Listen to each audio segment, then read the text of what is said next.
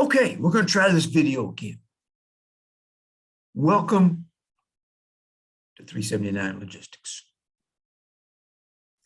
Now, a little difference from the last video because the last one had a distribution center and a rail yard, and now I've got actually port operations going on behind me. I'm sitting this week in Panama, leading a study abroad program for the University of Kansas. I'm going to bring some information back from that. We'll incorporate it into our course. But you can see the moving parts behind me in the port operations. We're going to come back to this when we talk about the history of logistics next week and some of the issues going on. But again, welcome to the course. So excited to be here this semester. It's my first semester with Northern. But I've taught logistics and supply chain and operations and distribution and statistics and decision-making for a while now. Here's how you can get a hold of me. Now, just a little clarification there with my cell phone number. I'm going to try to get back to you as quickly as possible if you call me, text me, or email me. However, if the phone rings while I'm in the gym, I don't answer it. I don't know what the gyms are like up there where you are, but where I am, there's a lot of folks in the gym playing on their phones, texting, watching videos in between sets. The only purpose my phone serves when I'm in the gym is to provide my music for me. When I get through working out, I promise I'll respond back. I've got my Twitter here, only because I've been known to put things on Twitter that are very relevant to what's going on in today's logistics and supply chain world. My Twitter account is followed by pretty much every major logistics and supply chain publication in the country. Some of the information that's there will help clarify some of the issues going on, or will give you some more background information into some of the topics that we're going to discuss this semester. This may be, seriously, this may be the best time in the history of education to be studying logistics, because there are so many things going on logistically, good and bad. And we're going to have examples pretty much every week of real world examples to bring into the classroom.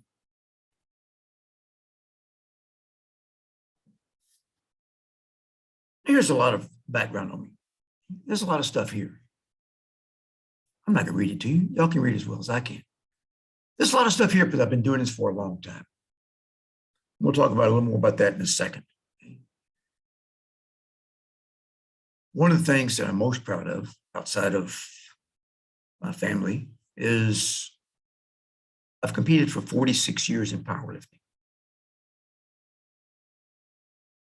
Still competing, still setting world records, still winning world championships. And during the course of this semester, I'll start training for the 2022 national championships and try to defend national championship there. So if you're into lifting weights, into fitness, you want to talk about that, hit me up. It's one of my favorite topics. So let me give you a little bit about my background. What qualifies Joe to be here teaching this course? From an education experience, according to the accreditation boards, you're supposed to have a doctorate degree. Let me get to how we got there. I went to North Carolina State University. I got a Bachelor of Science in rural sociology. Now I'm willing to bet there's not a single one of y'all have ever heard of rural sociology. In fact, I never heard of it until I got the degree. I spent 3 years in pre-med, decided I really did not want to be a doctor. My first assignment going into the Army really was dependent upon me graduating in 4 years and getting out on time. And they just said, it looks like your preliminary assignment, you have a good chance of going to Hawaii. For a young kid from North Carolina, that sounded great. I didn't want to screw that up. So I had to go through the entire NC State catalog. That thing was about yay thick. 212 majors. I had to go through each major line by line, because back then, it wasn't digitized. The only degree that would allow me to graduate in 4 years, and everything that I'd done was an elective or requirement, was rural sociology. Now, please, don't ask me what it is. I don't really know. Not being facetious there, I only had 2 courses in it.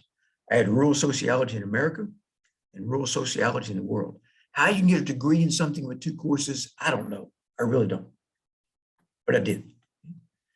Such a specialized degree that the year I got it, there were only 10 schools in the entire country offered this degree.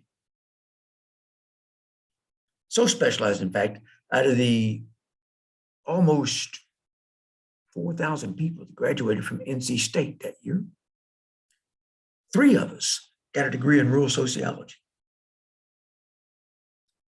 One classmate graduated with honors. One classmate graduated with high honors. And me, I was just honored to graduate. Get out of there. Gonna do my 3 years in the Army, get out of the Army, make big bucks in the real world. I got a news tip for you. When you have a degree that takes longer to explain what it is than it took to get it, there are no big bucks in the real world. Plus, I decided I really enjoyed what I was doing in logistics in the Army.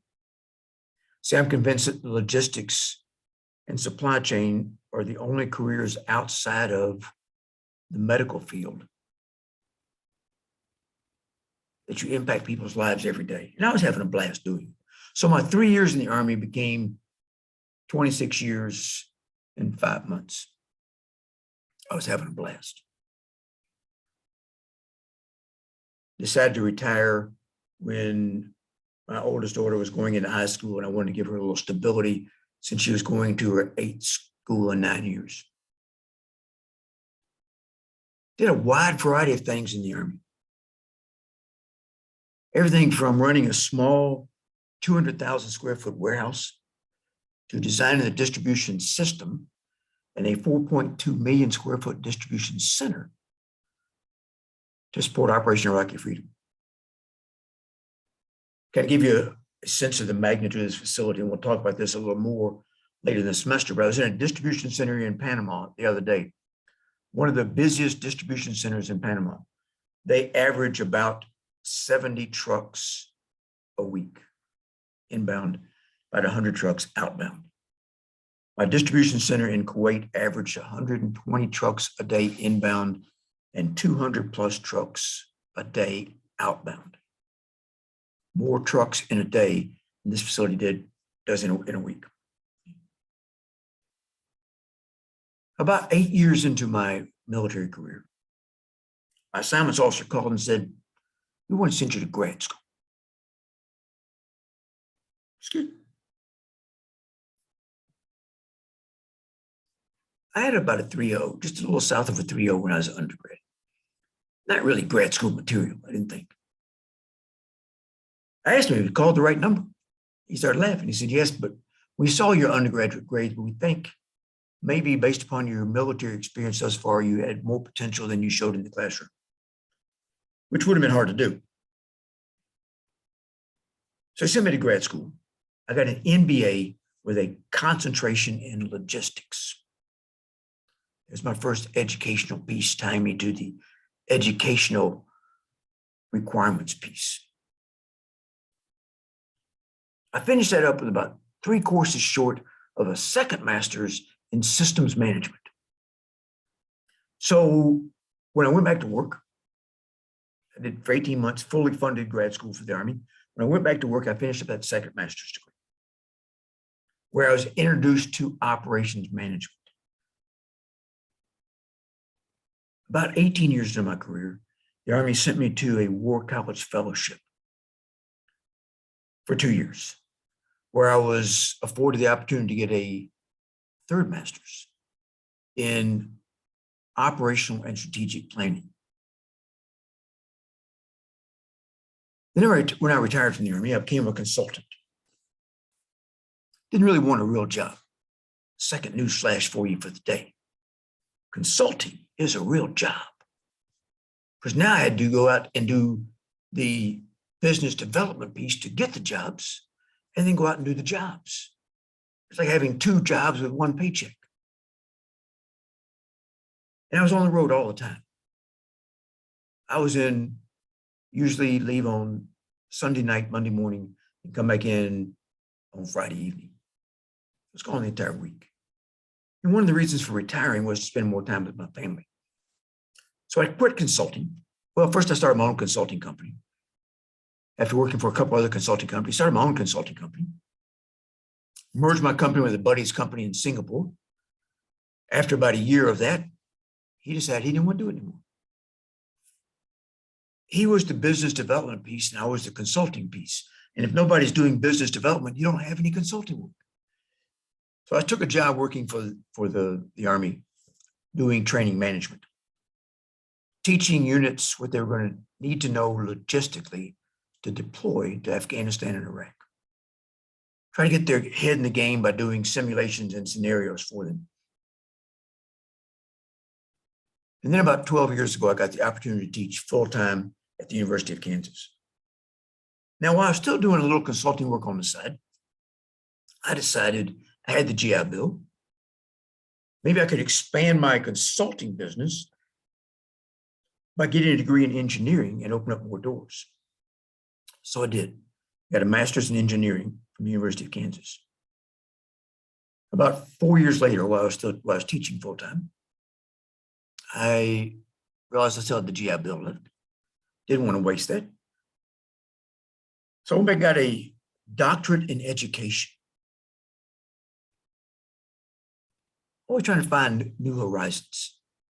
My research project, my dissertation was on designing and developing supply chain and logistics curriculums. So from an education perspective, that's what qualifies me to teach. From an experience perspective, I've done this logistics for about 40 years now. Since retiring, I've written 3 books. The one right in the middle, Modeling, Benchmarking Supply Chain Leadership, The Forklifts Have Nothing to Do, and Velocity Management. I've written 3 books. I've now written 6 textbooks. I got into the textbook writing business because I didn't like what people were writing in textbooks. They weren't writing real world, they're writing academic theory. And I think students need real world examples and real world experience brought into the classroom. So I'm gonna try to use my experiences from the last 40 years in the Army, teaching and consulting and training to enhance the material for you, bring it alive. Let's talk about the textbook since we're talking textbooks. Here's the latest textbook. It's available on the D2L site. It's also available digitally on the University of Kansas Library website. It's free. Why is it free? Well, it's free because textbook business is a racket. Every 2 years, they change the edition. And then the old book is of no value. You can't sell it back. And I've had friends writing textbooks that all they changed was the cover, the dedication page, and the copyright page. Nothing else changed. You're paying enough for your education right now without having to pay more for a textbook. So I converted my textbook, the latest edition of the textbook, I converted to an open education resource. That means anybody in the world can use my textbook for free. There's a textbook listed on the web, on the syllabus, on the website, on the bookstore site. Don't buy it. Don't buy it. They told me I had to put a textbook on there, so I did. But this is the material we're going to cover is in my textbook. And I'll try to refer you to the proper chapter so you can find what we're discussing. The grading is broken out where the points come from. It's broken out in the syllabus. Please take a look at it. Because the first homework assignment actually is a contract between you and me, that you've read the syllabus and you understand the materials and the grading and the attendance, which is mandatory. Now, Joe, how can you make attendance mandatory for an online course? Well, we're going to have discussion boards. Okay? I think I've got the first discussion board fixed because apparently whatever messed up the video messed up the discussion board too. I think I've got the first discussion board fixed. To introduce yourself, kind of like I'm doing with myself today. Now, I don't expect a 40-minute video. You can do a short video if you want to. You can just do a short discussion. Here's who I am. Here's my background, my experiences. Here's what I'm studying. Here's my hobbies. So I want to make sure we all know each other.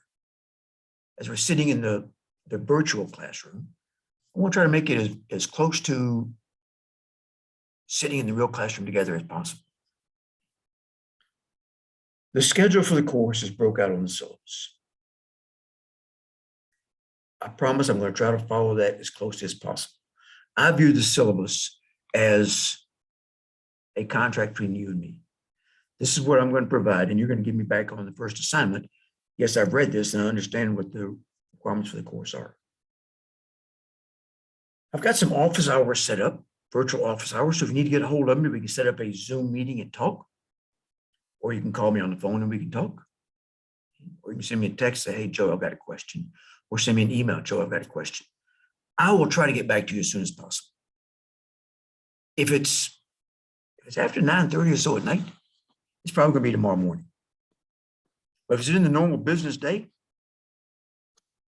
2, maybe 3 hours max, I'll get back to you, I promise. Here's some key dates. Our first exam is the 7th of February. Second exam is the 21st of March. And the third exam is the 2nd of May. And spring break is starts the week of the 14th. Each exam is a standalone exam. They are not comprehensive. I hate comprehensive exams. Always have. Swore if I ever got in a position to do something about it, I'd do that, and I have. That's the beauty of being faculty. I can set up the exams the way I want to. I see the exams as a two-way street. The exam measures how well you understand the material and how well you can convey those thoughts back to me or apply them to situations. But I also see it as a measure of how well I have conveyed the material or how well I've written the questions. If the majority of y'all miss a question, I'm going to throw it out. That doesn't mean y'all create a BADM379 group me and you go, hey, look, here's what we're going to do. We're all going to miss 3, 7, and 9 on the first exam, and Joe will throw it out. It doesn't work that way. I've had classes try that. It doesn't work that way. But if the majority of the class misses a question, that tells me either A, I didn't convey the material very well, and or B, I didn't write a good question. If I didn't write a good question or I didn't convey the material very well, I cannot hold you responsible if you don't know the material. Now, my goal with the videos each week, keep them about 40, 45 minutes max, so that you can get the overarching concepts. You can look at the slides. You can look at the reading material. You can look at the additional readings if I post some. And you can look at the material and assimilate the material and be able to take action on the material. I'm going to try to bring as much real world into the classroom as possible. I'm also going to tell you, if I tried something that doesn't work in logistics, I'm going to try to short circuit your learning curve by not making you try to do something that I know isn't going to work. Questions. If something doesn't make sense, please reach out immediately. Let me know, Joe, this doesn't make sense to me. And we're going to work through it. Same thing on exam. If the question on exam doesn't make sense, send me a text, give me a call, or send me an email. Look, I'm stuck on question 26. It just doesn't make sense. We'll talk through it till it makes sense. The goal is for you to leave this course with tools in your toolbox so you can look at everyday situations and understand from the logistics perspective why those things are happening. That's my goal. Now, by next Monday, I want you to be able to post either your video or your discussion of your introduction. By the following Monday is our contract. That's homework. That's really homework number 1. It's an all or nothing assignment. It's on D2L. It's a contract between you and me. It says, you've read the syllabus.